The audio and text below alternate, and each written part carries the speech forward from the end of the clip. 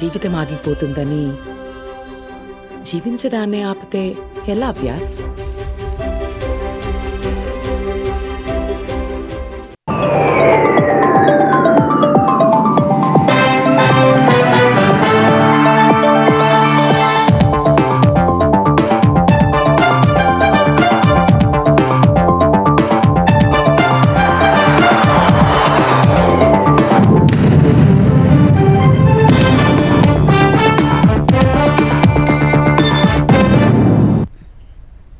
నమస్కారం, ETV news కి స్వాగతం. ఇజ్రాయెల్ ఇరాన్ మధ్య పరస్పర దాడులు రెండో రోజు కూడా కొనసాగుతున్నాయి. ఇరు దేశాలు చేసుకుంటున్న దాడుల తీవ్రతను చూస్తే పూర్తిస్థాయి యుద్ధంగా మారే ప్రమాదం కనిపిస్తోంది. ఇజ్రాయెల్పై ప్రతీకార దాడులకు బదులు తమతో అణు ఒప్పందం చేసుకోవాలని అమెరికా అధ్యక్షుడు డొనాల్డ్ ట్రంప్ చేసిన సూచనను పట్టించుకుని ఇరాన్ ఇజ్రాయెల్పై భీకర దాడులకు దిగింది. 24 గంటల వ్యవధిలో ఇజ్రాయెల్పై 3 సార్లు క్షిపణులతో విరుచుకుపడగా జెరూసలేం, టెల్ అవీవ్లో పేలుడు శబ్దాలు వినిపించాయి. ఇరాన్ క్షిపణులను ఇజ్రాయెల్ ఐరన్ డోమ్ అడ్డుకోలేకపోయినట్లు తెలుస్తుండగా దాడులను ఇజ్రాయెల్ ధృవీకరించింది. 3 పౌరులు మృతి చెందగా 19 మంది గాయపడినట్లు తెలిపింది. 4 ఇళ్లు తీవ్రంగా దెబ్బతిన్నట్లు వెల్లడించింది. అటు Iran supreme leader Ayatollah Khamenei నివాసం సమీపంలో వైమానిక దాడులు జరిగాయి. టెహరాన్లో ఖమేనీ నివాసానికి సమీపంలోనే ఇరాన్ అధ్యక్ష కార్యాలయం ఉన్నందున ఇజ్రాయెల్ దాడులు జరిపినట్లు తెలుస్తోంది. టెహరాన్లోని కొన్ని ప్రాంతాల్లో భారీ పేలుళ్లు జరిగినట్టు స్థానిక మీడియా పేర్కొంది. మెహరాబాద్ విమానాశ్రయం సహా పరిసరాల్లో ఇజ్రాయెల్ దాడులు చేయగా ఆయా ప్రాంతాల్లో పెద్ద ఎత్తున మంటలు చెలరేగాయి. మరోవైపు ఇరాన్కు గట్టి హెచ్చరికలు పంపిన ఇజ్రాయెల్ ప్రధాని బెంజమిన్ నెతన్యాహు ఇరాన్ అణు కార్యక్రమాన్ని ధ్వంసం చేసేందుకు జరుగుతున్న ప్రయత్నాల్లో ఇది ఆరంభం మాత్రమే అని తెలిపారు. ఇజ్రాయెల్ నిన్న జరిపిన దాడిలో 3 మిలిటరీ ఉన్నతాధికారులు, అణు శాస్త్రవేత్తలు చనిపోయారు. ఇరాన్ పౌరులు 78 మంది మృతి చెందగా 329 మంది గాయపడ్డారు. ఇరాన్ ఇజ్రాయెల్ పరస్పర దాడులతో పశ్చిమాసియాలో తీవ్ర ఉద్రిక్తతలు నెలకొన్న వేళ ఆయా దేశాలోని భారత పౌరులు అప్రమత్తంగా ఉండాలని కేంద్రం సూచించింది. ఇజ్రాయెల్ అధికారులు హోంఫ్రంట్ కమాండ్ సూచించిన భద్రతా ప్రోటోకాల్లను తప్పనిసరిగా పాటించాలని భారత ఎంబసీ మార్గదర్శకాలు జారీ చేసింది. అనవసరంగా బయట తిరగొద్దని, సురక్షిత షెల్టర్లకు చేరువలో ఉండాలని సూచించింది. అత్యవసరమైతే తమను సంప్రదించాలని హెల్ప్ లైన్ నంబర్ విడుదల చేసింది. మధ్యప్రాచ్యంలో నెలకొన్న పరిస్థితులు, గగనతల మూసివేత వంటి పరిణామాల దృష్ట్యా అన్ని భద్రతాపరమైన చర్యలు తీసుకుంటున్నట్లు ఎయిర్ ఇండియా వివరించింది. విమానాలను ప్రత్యామ్నాయ మార్గాల్లో నడుపుతున్నట్టు తెలిపింది. భారత చిత్రపటాన్ని తప్పుగా చిత్రీకరించినందుకు ఇజ్రాయెల్ క్షమాపణ చెప్పింది. కశ్మీర్ను పాకిస్తాన్లో అంతర్భాగంగా ఓ మ్యాప్ చిత్రీకరించిన ఇజ్రాయెల్ అంతర్జాతీయ సరిహద్దులను తప్పుగా గుర్తించినందుకు భారత్కు క్షమాపణలు చెప్పింది. ఈ మేరకు ఇజ్రాయెల్ సైన్యం సామాజిక మాధ్యమం ఎక్స్లో పోస్ట్ చేసింది. అంతకుముందు ఇరాన్ ప్రపంచానికే ముప్పుగా మారిందంటూ ఇజ్రాయెల్ ఓ మ్యాప్ను ఎక్స్లో పోస్ట్ చేసింది. అందులో ఇరాన్ క్షిపణులు ఎంత దూరం వెళ్లగలవో వివరించింది. పశ్చిమాన ఐరోపాలోని కొంత భాగం సహా తూర్పున భారత్లోని లక్ష్యాలను ఇరాన్ మిసైలు ఛేదించగలవని తెలిపింది. రష్యా, ఉక్రెయిన్, ఆఫ్రికా ఖండంలోని ఇథియోపియా దాకా అవి తాకగలవని తెలిపింది. ఈ సందర్భంగానే కశ్మీర్ను పాకిస్తాన్లో అంతర్భాగంగా సూచించే మ్యాప్ను ఎక్స్లో పోస్ట్ చేసిన ఇజ్రాయెల్ అందుకు క్షమాపణ చెబుతూ మరో పోస్ట్ చేసింది. అహ్మదాబాద్ విమాన ప్రమాద ఘటనలో మృతుల సంఖ్య 274కు పెరిగింది. ఆసుపత్రిలో చికిత్స పొందుతున్న బీజే వైద్య కళాశాల వసతి గృహానికి చెందిన మరో 9 మంది విద్యార్థులు మృతి చెందారు. 2 రోజుల క్రితం ఎయిర్ ఇండియా విమానం కుప్పకూలిన ఘటనలో 230 మంది ప్రయాణికులు, 12 మంది విమాన సిబ్బంది, అది కూలిన వసతి గృహానికి చెందిన 24 మంది మెడికోలు మృతి చెందారు. చాలా మంది మెడికోలు గాయపడగా వారికి అహ్మదాబాద్ అపోలో ఆసుపత్రిలో చికిత్స జరుగుతోంది. అక్కడ చికిత్స పొందుతున్న వారిలో మరో 9 మంది ఇవాళ చనిపోయారు. మరోవైపు అహ్మదాబాద్ విమాన ప్రమాద ఘటనపై దర్యాప్తునకు ఉన్నత స్థాయి కమిటీని ఏర్పాటు చేయనున్నట్టు పౌర విమానయాన శాఖ వెల్లడించింది.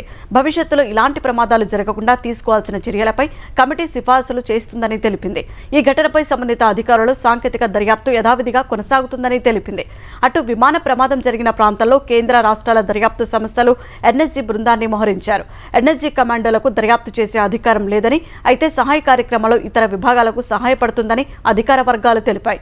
AAIB, DGCA, Ahmedabad crime branch, స్థానిక పోలీసులు విమాన ప్రమాద ఘటనపై దర్యాప్తు చేస్తున్నాయి.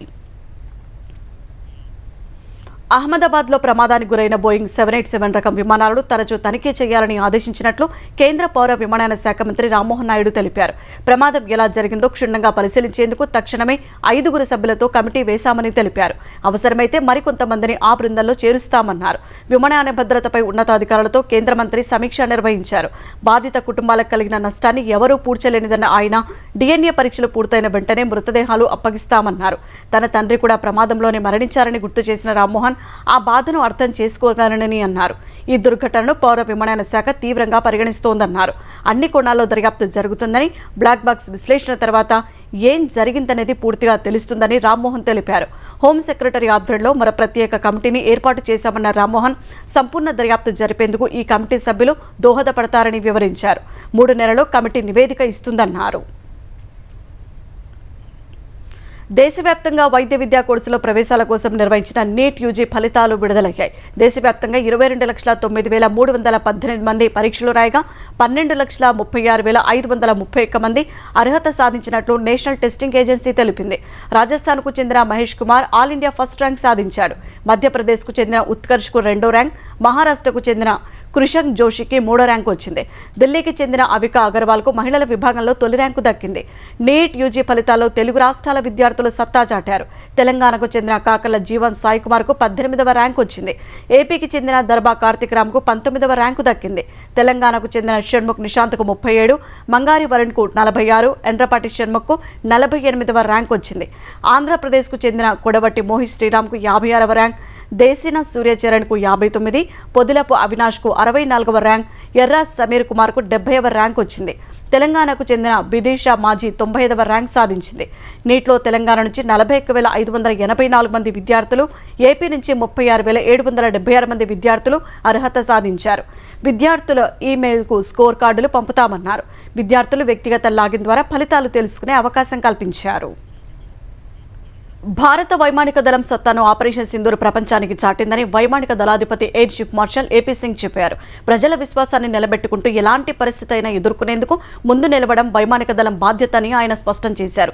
హైదరాబాద్ దుండిగల్ ఎయిర్ ఫోర్స్ అకాడమీలో 215వ కోర్స్ కంబైన్డ్ గ్రాడ్యుయేషన్ పరేడ్కు ఏపీ సింగ్ ముఖ్య అతిథిగా హాజరయ్యారు. శిక్షణ పూర్తి చేసుకున్న 254 మంది ఫ్లైట్ క్యాడెట్లను ఆయన అభినందించారు. ఈ సందర్భంగా నిర్వహించిన వైమానిక దళ విన్యాసాలు ఆకట్టుకున్నాయి. క్యాడెట్ల తల్లిదండ్రులు తమ పిల్లల సామర్థ్యం చూసి సంతోషం వ్యక్తం చేశారు.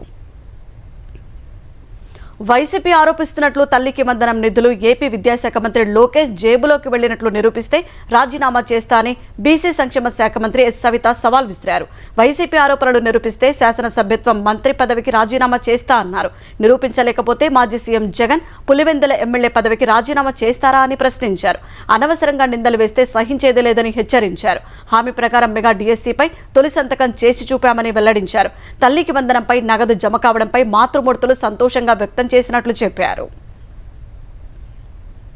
ముఖ్యమంత్రి రేవంత్ రెడ్డిపై అనుచిత వ్యాఖ్యలు చేశారని కాంగ్రెస్ ఎమ్మెల్సీ బల్మూరి వెంకట్ చేసిన ఫిర్యాదు ఆధారంగా బీఆర్ఎస్ వర్కింగ్ ప్రెసిడెంట్ కేటీఆర్ పై హైదరాబాద్ సైబర్ క్రైమ్ పోలీసులు కేసు నమోదు చేశారు. కేటీఆర్ చేసిన వ్యాఖ్యలు ముఖ్యమంత్రి రేవంత్ రెడ్డి ప్రతిష్టను దెబ్బతీసే విధంగా ఉన్నాయని బల్మూరి వెంకట్ ఫిర్యాదులో పేర్కొన్నారు. కేటీఆర్ మాట్లాడిన మాటలు అవమానకరంగా ఉన్నాయని వివరించారు. ఈ వ్యాఖ్యలకు సంబంధించిన వీడియోలను కూడా బల్మూరి వెంకట్ సైబర్ క్రైమ్ పోలీసులకు అందజేశారు. వాటిని పరిశీలించిన సైబర్ క్రైమ్ పోలీసులు కేటీఆర్ పై భారత శిక్షా స్మృతిలోని సెక్షన్లు 353(2), 352 కింద కేసు నమోదు చేసి దర్యాప్తు చేస్తున్నారు.